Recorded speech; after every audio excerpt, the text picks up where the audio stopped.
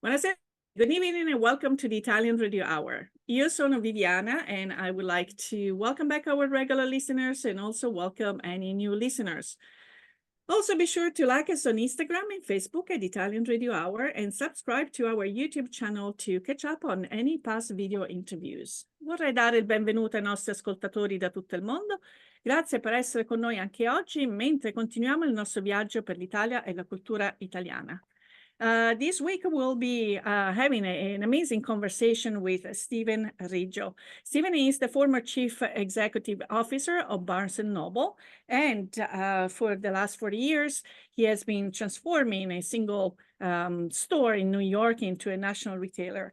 And but this time, Stephen finds himself on the other side of the equation because he has undertaken an Herculean mission of translating the amazing novel of Luigi Natoli and Beati Paoli into English, which soon will come out in English under the title The Sicilian Avengers.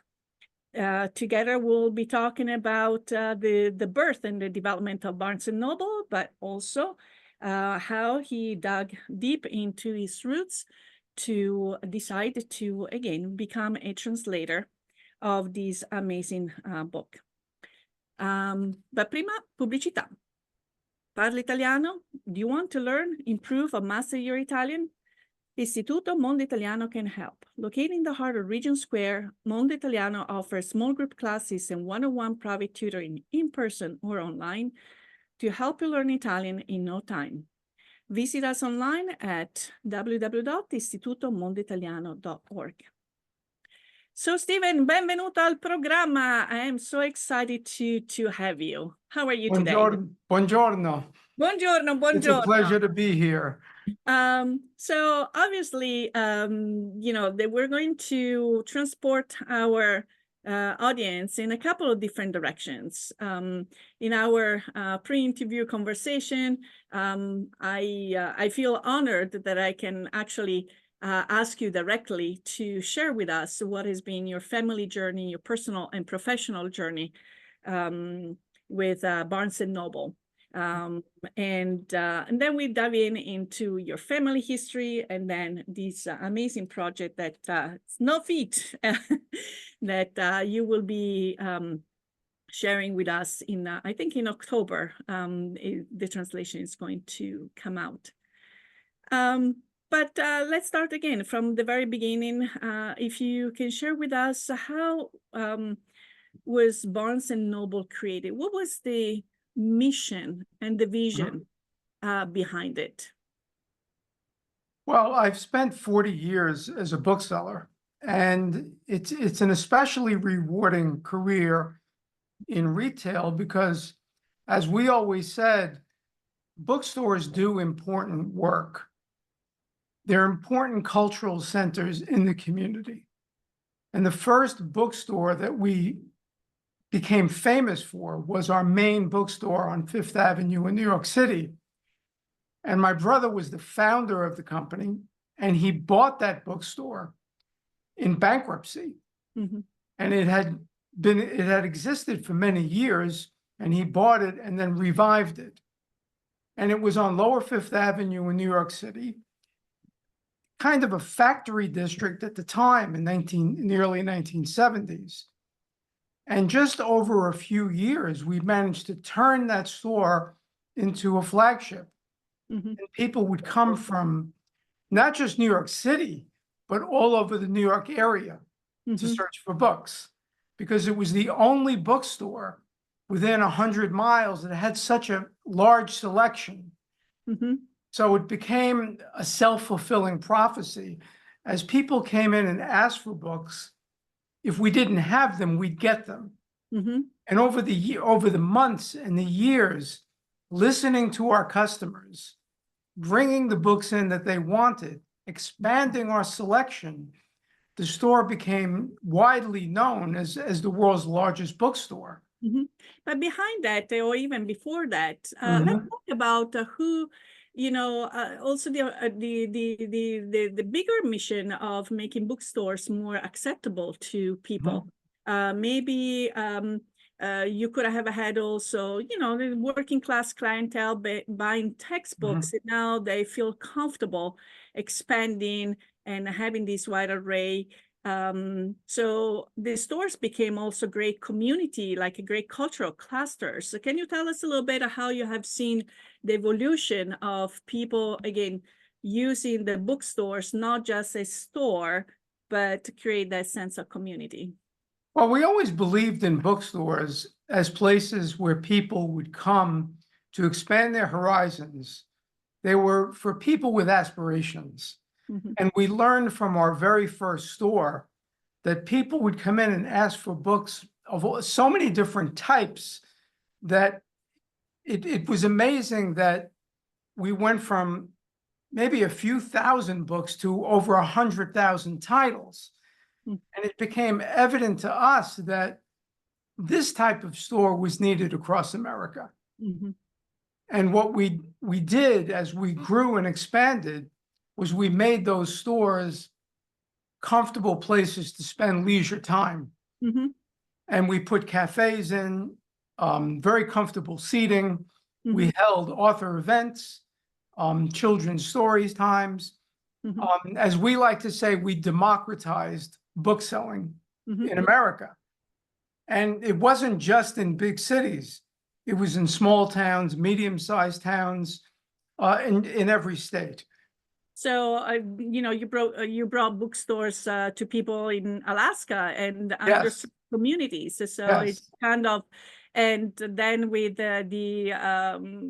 how e-commerce and started to pick up, then also the model has increased where before were people coming to you, which they're still coming, but now you can serve even a bigger portion because now people don't have to be physically there, and you probably have also given voice to millions of, shelf space to millions of authors over these 4 decades. And now you can see your book also. Yes. What was very important to us was that each and every store is different. Every store in America, every community has its own bookstore, and the managers in the stores are responsible for making that store serve that community. So over the years, we opened 700 stores. They're all different. All of them different.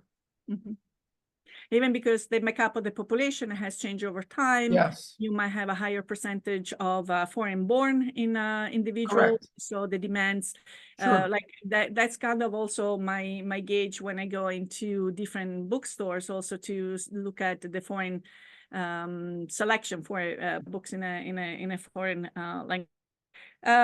So now, I'm assuming that as a CEO, your work life was very demanding. Now you have retired.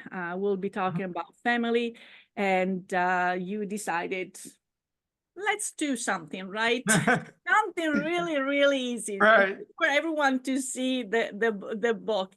So obviously with this last name, Stephen Riggio, I have to ask, take us back to where your family is from and how this project landed on your curiosity horizon. Well, in many ways, I think that I was destined to translate this book. I am of Sicilian blood. Okay. My paternal grandparents are from Sicily. My grandmother was born in Castello del Mare del Golfo. My grandfather was born in Burgio and grew up in Sciacca. So they came here during the Great Migration between 1880 and 1920. But they never went back to Sicily. They had 7 children. None of them ever went back to Sicily. And I don't think that is necessarily unusual for first and second generation Italian Americans. So, and interestingly, we did not have an archive of family history. And I don't recall my aunts and uncles ever talking about the old country. Mm-hmm. So in 2013, I decided to fill in the gaps. And I was the first person in the family, Mm-hmm. and I have 14 other cousins, to visit the island. Okay. So we went in 2013, and through some good fortune, some serendipity, some diligent research, I managed to trace our family back about 400 years. Wow. And more amazingly, we found distant relatives. And they have become people whom we have developed a special bond. So in the last 10 years, I've become, my wife and Laura and I have developed this special bond with the people in Sicily, friends, family, and we've come to love Sicily as an island, and we've been back there 4 times, and we're going again in 2 weeks. So in addition to fall in love with Sicily, obviously you must have fallen deeply in love with the language, because you don't become a translator overnight, and especially of this type of text, which we'll dive in a little little while. So tell us about also how your love and interest for the language, what triggered that, if it was complemented by these traveling experiences or something else that happened prior to that. Well, like I said, it seemed that I was destined to do this. And I learned the language when I was young, in junior high school and public school in New York City. But I dropped it. I did not continue the studies through college and through my adult life. However, a tragic event caused me to take it up again. In 2008, we lost our daughter, Melissa, after her year-long struggle with leukemia. So after that, I was searching for something to fill the empty space in our lives, something that Laura and I could do together. Mm-hmm. Not just to fill the time, but something that was nourishing. So I came up with the idea of taking Italian lessons together. And once we did that, it started us on our journey together to learn the language. And we still take lessons at Scuola Italiana in Greenwich Village. Okay. With the school's founder, Beatrice Muzzi. Okay, fantastico. Mm-hmm. So it was something that we did out of a need, and then it became something we loved doing together. And in successive visits to Italy and Sicily, the language has become so important to us. Mm-hmm. So one day, it was a few years ago, our teacher set down in front of us this book, I Beati Paoli. Uh-huh. This is the Salario edition. Yeah. And Laura and I looked at it and said, how are we going to do this? This is, we've never heard of the Beati Paoli, this secret sect. It looked very intimidating because it was so big. But we began reading it together, husband and wife. About halfway through, I decided, I think I'm going to try to translate this. And we finished the book together, the entire book. And then I went back and I wrote it out and I translated it in longhand. It was my great good fortune that the book was never translated into English. I was going to ask you how it works. You have this, my Sicilian heritage, the loss of our daughter, and the fact that this project kind of dropped into my lap as something that someone never had done before. And so I did it. And I was fortunate enough to find the publisher. Well, let's, we'll be talking about more about the actual process of translating, Sure. but I think we have kept the audience waiting for more information about the book. So first of all, can you share with us the Sicily the context, the Sicily that we're talking about? What's the historical period? What was happening at that time? That might have influenced Luigi Natoli's life directly. Well, as many people know, Sicily had been invaded for over 2,000 years. It's right in the center of the Mediterranean, and it was conquered by the Phoenicians, the Arabs, the Normans, the French, the Spanish. So all of these successive rulers over the island created an environment where the people felt ruled over by foreign powers. And at the end of in the early 18th century, Spain was ruled by the Spanish. And the people were very, felt repressed by this government. So they were repressed by the state and by the nobility. And at that time, Sicily was still a feudal society, ruled over by barons who wielded enormous power. And at their whim, created an environment where the poor and the downtrodden had nowhere to turn when injustices were made against them. And so this secret sect of the Beati Paoli emerged to right the wrongs by the nobility and the state. And it's a sect that is based in legend and in fact.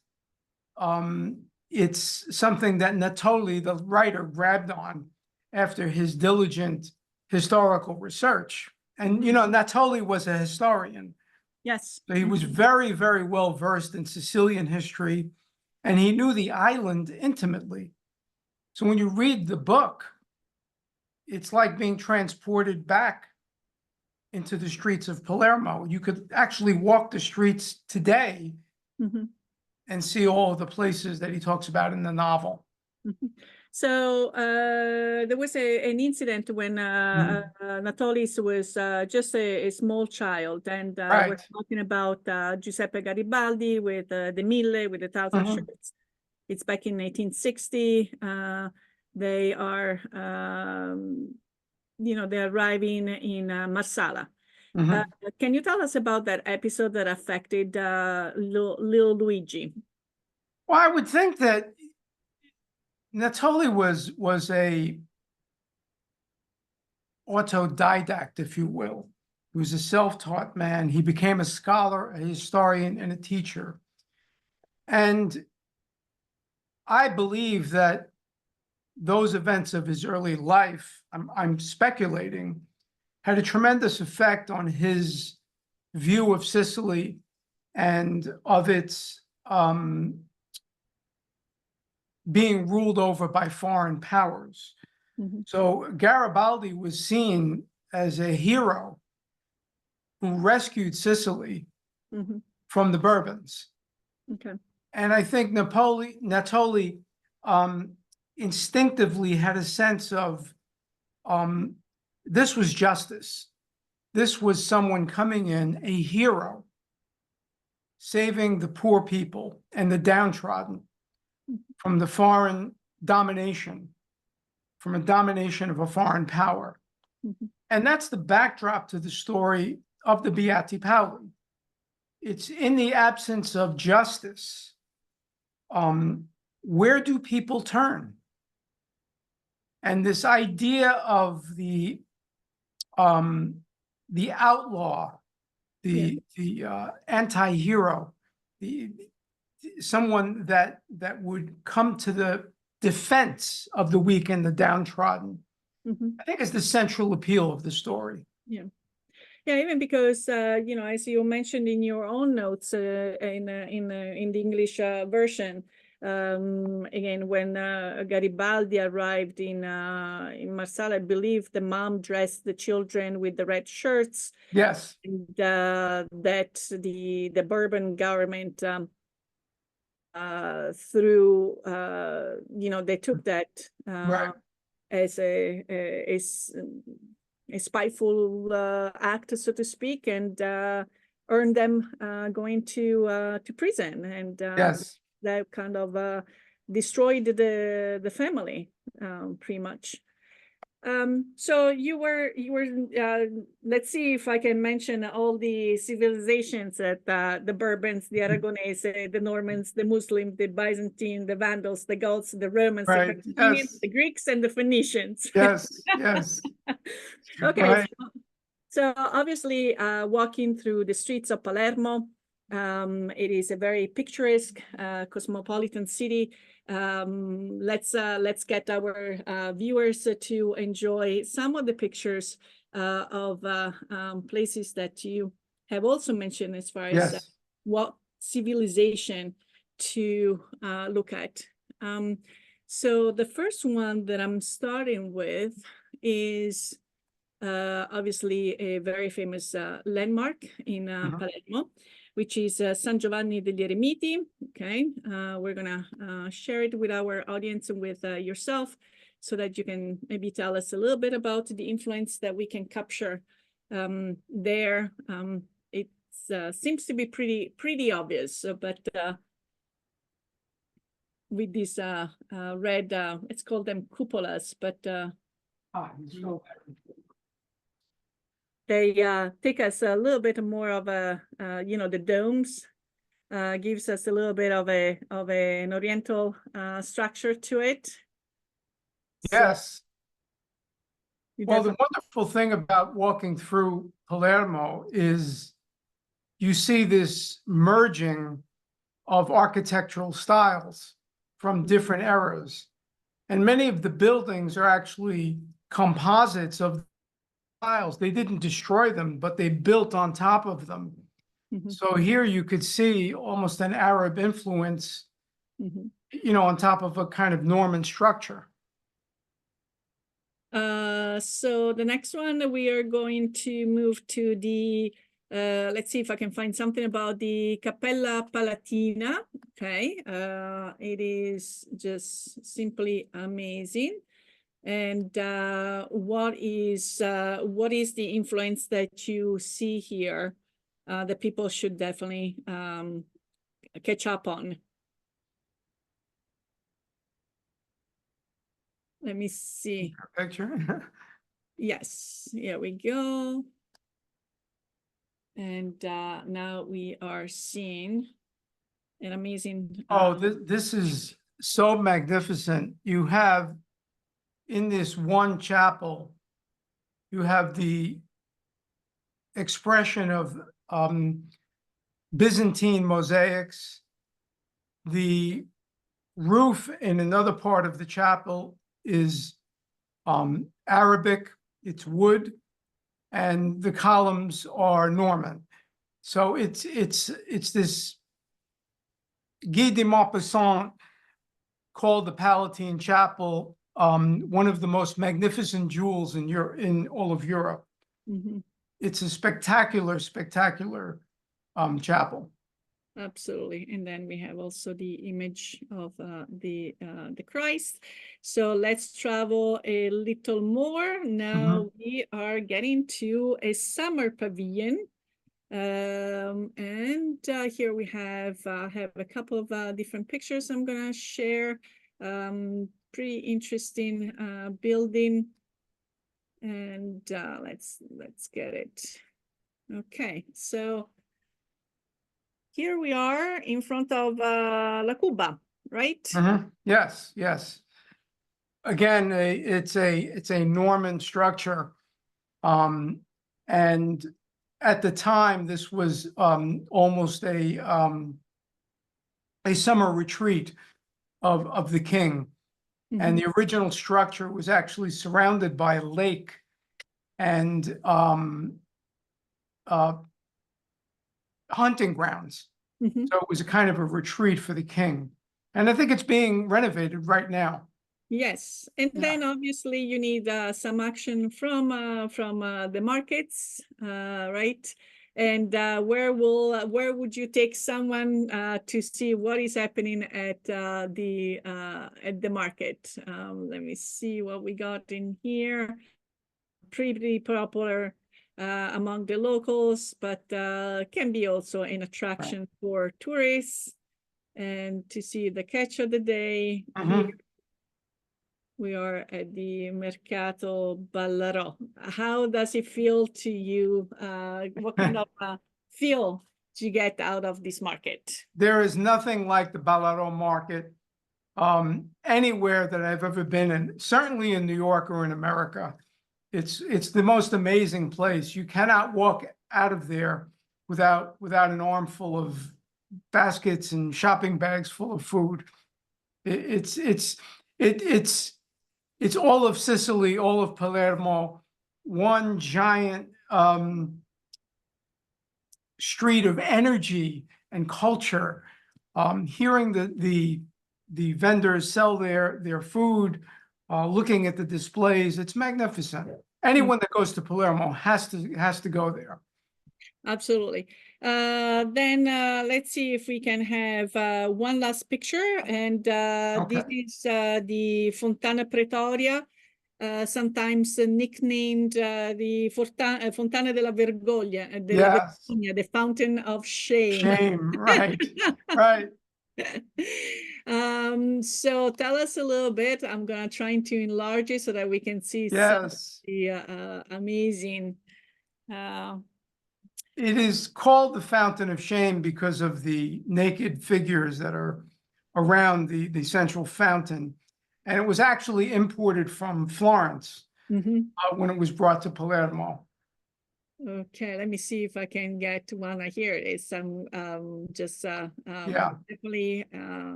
And yes, because you have the dolphins, the deities, and so. But definitely still fits very well in this multi-cultural history of Sicily. So let's talk about the two other points that people might not be familiar with, and we're still talking about Sicily had been a center of political and legislative innovations. Can you give us some examples of that? Well, most people know that Sicily had been invaded over 2,000 years by all these different rulers. What's important to know is that while they may have been conquered by all of these countries, they actually absorbed their cultures. And if you go back to the Norman era, when King Roger, when the Normans conquered Sicily, they actually kept on the Muslim administrators because they were so good at that job of administration. And so the laws that had been, and the administrative levels of government, the Normans recognized this. So instead of expelling the Muslims, they kept them on.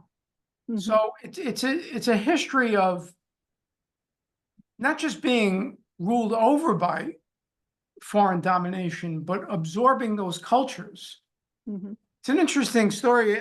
I had, when we were in Sicily once, we were in a restaurant, we were having a meal, and the owner brought out some desserts. And they were delicious, and I commented on that. And he said, well, this is our Arab heritage. Now, the Arabs haven't been there for 1,000 years, but the Sicilian people recognize that they are a melting pot, and they're very proud of it. And as you know, Sicilians think of themselves first as Sicilians and not as Italians, right? So it was striking to me that this man, Sicilian, was recalling his Arab heritage or recognizing the Arab heritage. And you get that feeling when you go through, especially Palermo, because all of the buildings show these architectural levels that have incorporated centuries upon centuries. There's a Baroque style of architecture in Sicily that's very different than it is in Europe. And even in southeastern Sicily, the Baroque style is different than in Palermo. Yes, sir. You know. So let's if you don't mind diving a little bit on characters of the novel. We really want people to start getting a feel for it. Now we see also the Don, the appellativo, which, you know, in different parts of Italy, Don could be preceding to like father. There is Don Matteo, Father Matteo. It's a TV show, or Don, like the landowner. So tell us a little bit about the characters and how they develop without giving everything away, but just enough to put us into this novel, which, by the way, it was not in Luigi Natoli didn't write it as a book. Maybe you can also elaborate on how these first came out. Well, Natoli wrote his novel in installments, and the Beati Paoli was published in 269 weekly installments between 1910 and 1911, I think. Similar to how Charles Dickens wrote and Dumas.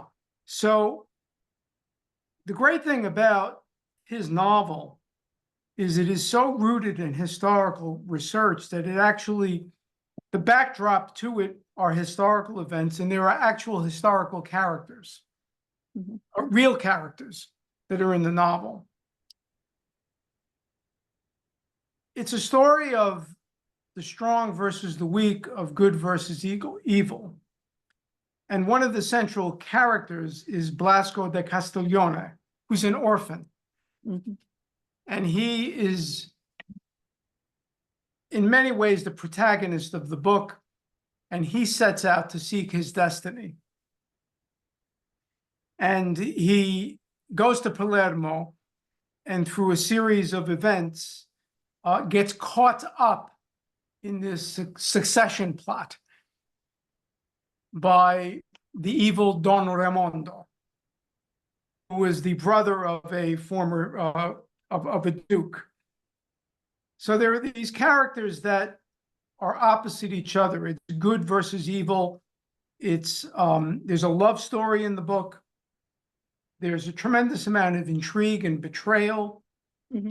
And this is all against the backdrop of the Beati Paoli trying to insert themselves into this devious succession plot.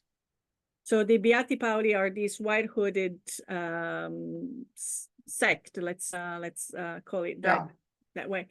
Now, to go back to, there is one little detail and about, you said that Blasco da Castiglione was didn't know his parents, right? It was Correct. Correct. Sorry, it's a personal question, but you do have some of that element in your ancestor's life. Can you share about I don't remember, was he your grandfather or great-grandfather who was brought into the Casa dei Trovatelli? Yes. I found that out while doing my research.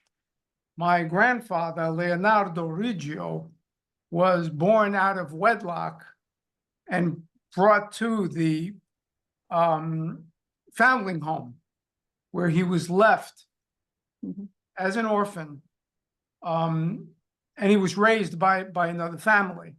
Mhm. So that aspect of the story did resonate with me because Blasco is an orphan. He Mhm. becomes a hero. So it's another thing that goes back to I was destined to translate this. I was destined to read this story and then to translate it. Yes. So now let's talk about the translation. We'll go back Yeah. to maybe a couple of extra questions on the Beati Paoli. But before I ask you the next question, I do have a couple of words from our sponsors to share. Okay. Applying for Italian citizenship, need documents translation. Istituto Mondo Italiano provides certified translations and assistance services. Be sure to visit us at istitutomondoitaliano.org and schedule your free consultation. Un caffè, per favore. My first cup of coffee sets the tone for my entire day, and I get my coffee at La Prima Espresso. La Prima has been brewing Pittsburgh's best coffee for nearly 35 years. Try any of their in-house roasted varieties of beans from all over the world at home, or come and enjoy an espresso or a cappuccino at any of their locations, where the friendly baristas and familiar faces will make you feel at home. Visit laprima.com to get La Prima Espresso coffee at your door. Okay, so so now we are getting into back into the translation of to find out a little bit what was your process. Translating, there are different fields of translation. You have the medical, scientific certificates, but then you have literature. And then there is always that constant struggle between staying true to the text and make it readable for your audience. Have you find yourself struggling in one direction over the other? In 1,000 pages, I would say probably often. Yes, yes. Well, to begin with, I think the biggest challenge was the mere length of the book, the size of the book. The Italian edition was about 1,200 pages. So even approaching it on day one was rather audacious, if I may say. In addition to the natural challenge one faces, are you faithful to the original work or to the English reader? What is the balance between those two? It's one that you're always thinking about as you're translating. And it was very important for me to make the story enjoyable to the English reader. So that kind of ruled the day. What was particularly difficult, I think, was that Natoli's text includes many, many, many long passages. They go on and on and on. They're very descriptive, and they're punctuated often just by semicolons. So it was a challenge to grab that syntax and make it flow for the English reader. And I hope I did a good job, because it was probably the central challenge to translating that book. Yeah, indeed, it is extremely winded style that is not just of Natoli's, but often you start a page with one sentence, and half through the page you're still at that one sentence. Exactly, and right. and you're like, where was my subject? Where did we start? Right. So now I have a cute little thing, and let's see if you can remember. E faremo arricciare I nostri capelli, andrà a letto coi pavigliotti. Do you remember this one sentence with the pavigliotti? Because Natali doesn't write in exactly the wig. Yes, yes. the curly the curly wig. Yeah. Yes. Yes. Well, you know, there were some words in the book that are not in contemporary dictionaries, so I had to do some research and you know, go back and ask some experts and stuff. So it was the fashion of the day. Yes. Yes, I found that question. It was with the Centro di Studi Filologici e Linguistici Siciliani. So Yes, it yeah. was just a coincidence that came up, and I would have probably stumbled upon that and kind of come to a halt. Have you, so how has, I would say that also people sometimes miss the connection between the business world and Mhm. the acquisition of foreign languages. They Right. feel that there are two separate conversations. I'm an entrepreneur. I speak several languages.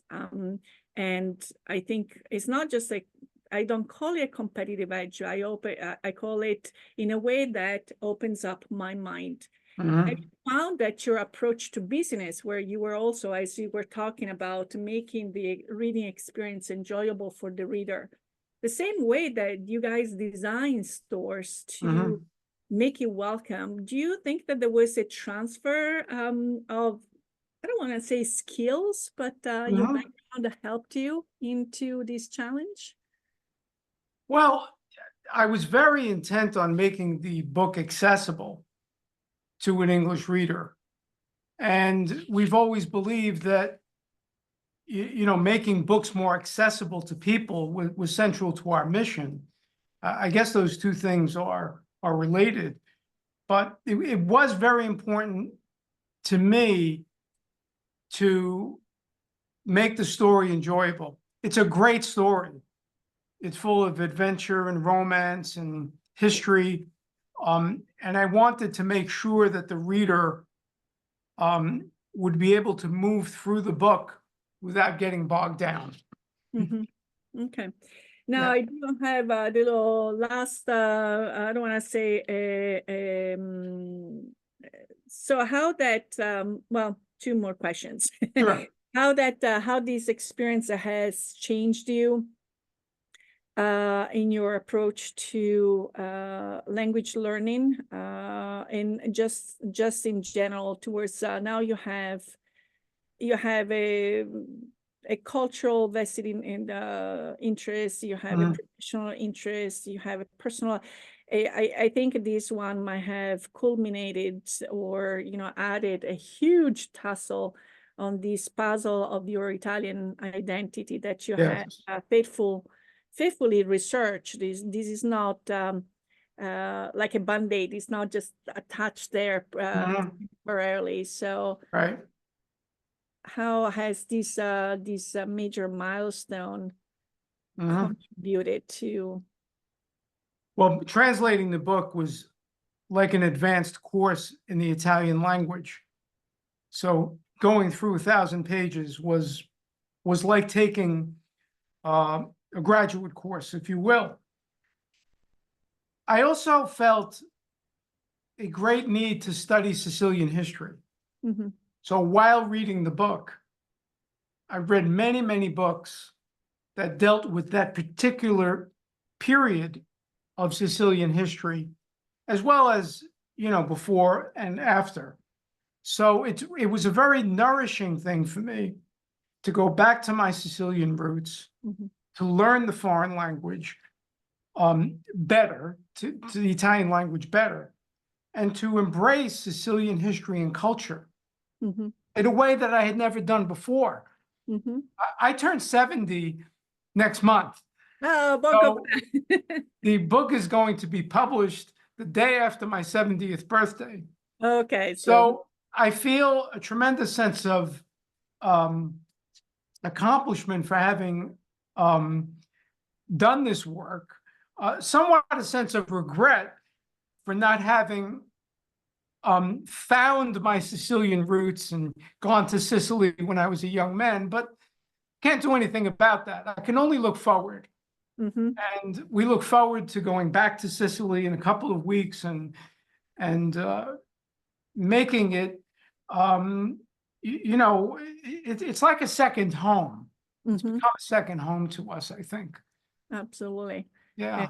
So, the fact that, not only for translation purposes, but for cultural awareness, Mhm. it's really important to do that type of research, because also the translation of a term or an expression might really depend on what was happening in that context at that time. So it's really a lot of, it's more than when people think about translation, they think Right. word by word, and it is a massive, it's really an Herculean feat. Mhm. Well, you know what, just to make the book more accessible, we were obviously faced with the challenge of the title of the book. Yes. So the original book is called I Beati Paoli, Mhm. which I don't think many English readers would even pronounce correctly. So Mhm. we chose the title of Sicilian Avengers, Mhm. which I think gets to the heart of the sect itself. And it's in 2 volumes because the book, It is so. even in Italy, was 2 volumes. Yes. Mhm. But to just add something, it was a tremendous experience, and it was a very nourishing experience. But now I'm on to the sequel. If you are well aware of this, the sequel is called Coriolano della Foresta, Mhm. and it's actually 1,700 pages. So It's a lot that's my more. next challenge. So this is the tough question. You again, you handled it in, I believe, in the translator's notes. Some Yes. people, because the Beati Paoli have been mentioned in the media, unfortunately, by famous mafiosi. Mhm. And so whether it's for glamours, for attention seeking, some might want to combine the Mhm. Beati Paoli with some underlying, the start of the mafia. Can we please debunk this myth? Can we please tell us what evidence Mhm. there is or there isn't about this? Well, the attraction of secret sex is a very fascinating thing, and people have always been interested in sex. Um, the Illuminati, the Freemasons, um, the Knights Templar. These are things that are always fascinating for readers, and of course, the mafia. There is no direct evidence. We know that the mafia had its roots in the Beati Paoli. However, many mafiosi have claimed this Yes. heritage. Mhm. The famous mafioso Tommaso Buscetta Mhm. has said that the mafia goes way back. First, there were the Beati Paoli, and we have taken the same oath. Mhm. But the fact is that by the time the mafia emerged in the 19th century, the Beati Paoli were long gone. Mhm. The mafia emerged out of the disintegration of feudal society, Mhm. correct? More so than as a direct, directly from the Beati Paoli. So it's really more legend than anything. Yes. Yeah. The actual name Beati Paoli, does he have Mhm. what connection does he have? Is he an outfit? Is it a saint that they any connection about where this Beati Paoli the name derives from? There's no very clear, definite answer to that. I think most say that the Beati Paoli members themselves Mhm. dressed as monks in the Mhm. order of San Francesco di Paola, Okay. and they would go into the churches Mhm. dressed like that in disguise, so to speak, and they would listen to the faithful, and almost understand what was going on in the environs, and then meet those people later, hear their stories, and go to their defense. Mhm. Okay. Yeah. So we are coming to the conclusion of Mhm. our insightful conversation. Our hour is up, but one last question. Yes. Fine. You also, as a translator, you have to give an idea of certain things, again, that get elaborated or translated in a certain way. Let's talk about this, I promise, the last question, how Natoli references time throughout the time of day, throughout the publication. That was a challenge because the book opens up with a reference to the time, which was so many hours after the Ave. So Natoli references time throughout the novel as 2 hours of night, 3 hours of night, and so on. And I couldn't figure out what that meant. And so I did realize that the day began with the Ave Maria, when the Ave Maria sounded in the church. Okay. But that, which is at sunset, correct? Yeah. So it was difficult to figure out what time he was talking about. So I had to look at when does sunset fall and the different times of the year in Sicily. And that's how I determined what the time was. Is that clear? Yes, absolutely. Yeah. That's the only way. I do a lot of calculations there. I had to do that for the English reader because it wouldn't make sense if I said, Blasco was walking down the street at 2 hours of night. It didn't make any sense. So I did my best to approximate when the actual time would be. And there were enough guideposts in Natoli's book to tell you what time of year it was, whether it was March or April or the summertime. Wonderful. Yeah. So people can can pre-order the book. Yes. Obviously Barnes and Noble. You have also a website, right? With the Sicilian Avengers, right? Sicilianavengers.com. Yes. Avengers.com. We'll put those in the show notes, and let me just share the images as we go into our closing. Stephen, it's been really a delightful conversation. My encounter with the Beati Paoli, I will confess, it was actually not really the Beati Paoli, but the white-footed monks. My family is from Foggia, and we would go and visit our grandparents Easter, where they had the procession, and I had the Madonna all wearing black, and they had the whited hooded. So it was a scary figure. And when my brother wanted to scare me, say, "Oh, tonight I'm going to the Beati Paoli, and they're going to come and wait." So yeah, never came across and say, okay, now let's put some facts behind this fiction. I can't wait to read the translation. So usually, with my husband, we'll have parallel reading. And I told him he's got to do the Italian, I'll do the English, and then we'll okay. notes. So for those who are listening to us, il Big Ben ha detto stop. It is time for us to say arrivederci e alla prossima. We want to thank you for tuning into the program. If you have any questions or comments, or if you have any topics you would like us to address, please contact us at theitalianradiohour@gmail.com. We would love to hear from you. And remember, if you or any of your feminine friends have missed a prior episode or would like to listen to this episode again, subscribe to the Italian Radio Hour on YouTube or where you catch your favorite podcasts. I would like to thank my guests one more time, Stephen Riggio, our sponsor, Istituto Mondo Italiano, and La Prima Espresso. Until next time, alla prossima. Ciao, ciao. Thank you.